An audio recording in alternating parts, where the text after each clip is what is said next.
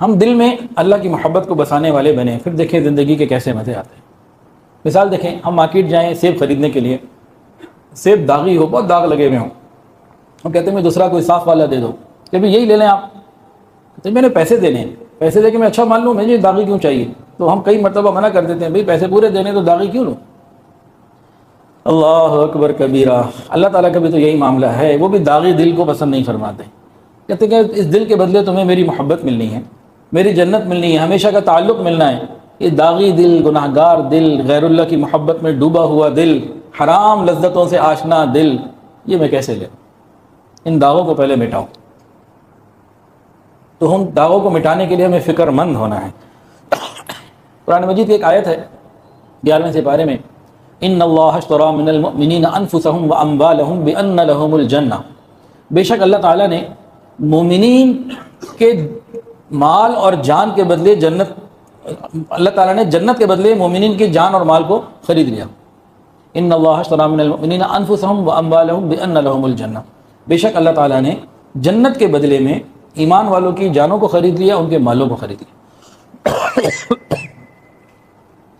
دل کا ذکر نہیں کیا، دل تو سب سے زیادہ امپورٹنٹ ہے، جان کا بھی ذکر ہو گیا، مال کا بھی ہو گیا، دل کا نہیں کہیں ذکر کیا۔ مفسرین نے اس کا بڑا خوبصورت جواب لکھا کہ یہ دل تو اللہ نے بنایا ہی اپنے لیے ہے، اس کو پہلے ہی اللہ نے اپنے لیے وقف کیا ہوا ہے۔ وقف کی جاگیریں سیل نہیں ہوتی، یہ مسجد ہے ماشاءاللہ وقف ہو چکی ہے، اب اس کی کوئی سیل پرچیز نہیں ہو سکتی۔ یہ دل تو ہے ہی اللہ کا اور اللہ ہی کے لیے ہے، اس کو کیوں خریدیں؟ اپنی چیز کو کون خریدتا ہے؟ جان اور مال کو خریدا، اپنی چیز کو نہیں خریدتا، وقف چیز کو کوئی نہیں خریدتا۔ بھئی یہ باسکٹ میری ہے، میں نے خرید لی، کیا بات ہے بھئی؟ آپ کی چیز میں نے خرید لی، سمجھ میں آتی ہے، یہ تو اللہ کہتا ہے دل ہے ہی میرا، اس کو میں نے کیسے خریدنا ہے؟ اور اللہ تعالیٰ نے ما جعل اللہ تعالیٰ نے کسی انسان کے دل میں دو دل نہیں بنائے، ایک بنایا، دل ایک ہے اور ایک ہی کے لیے ہے۔ ما جعل اللہ فی کیا ہے لرجل من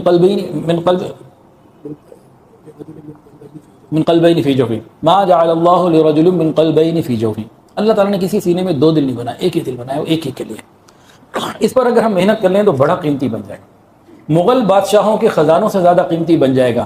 آج اگر دنیا میں جس کے پاس سب سے زیادہ خزانے ہیں ان سے بھی زیادہ یہ قیمتی بن جائے گا۔ حضرت شاہ ولی اللہ محدث دہلوی رحمۃ اللہ علیہ مسجد میں بیان کر رہے تھے، مغل بادشاہ شہزادے بھی تھے، اور کہنے لگے کہ تمہارے خزانوں کی بڑی باتیں سنی ہیں، بڑی اس کی تفصیلات ملتی ہیں، یاد رکھو میرے اندر ایک دل ہے، اس جسم کے اندر ایک دل ہے، تم سارے خزانے دے کے اس ایک دل کی قیمت ادا نہیں کر سکتے۔